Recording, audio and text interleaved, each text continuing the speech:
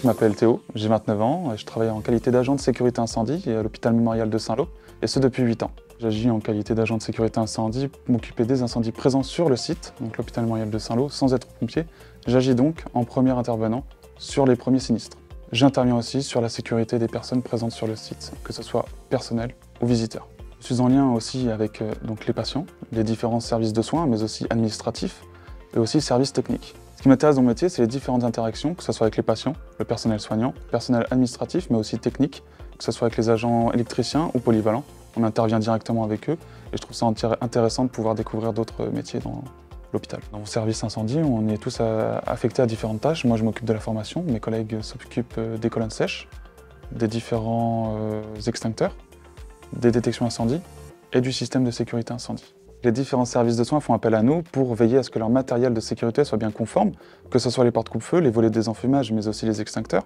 On veille au niveau de la maintenance. On intervient aussi auprès des différents services de soins pour aider à relever des personnes quand elles sont tombées de leur lit.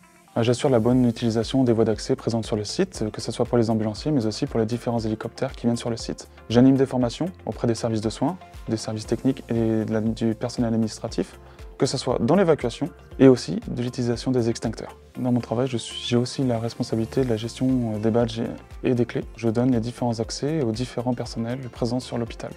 Pour être agent de sécurité, il faut avant tout avoir le diplôme de SIAPin. Alors le SIAPin, c'est le service de sécurité d'incendie et d'aide à la personne de niveau 1 que l'on obtient après 2 semaines de formation.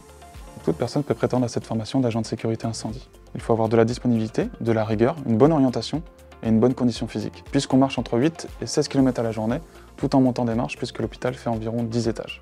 Je suis privilégié puisque je le connais dans sa totalité, comme j'ai les clés qui me permettent d'accéder à toutes les portes.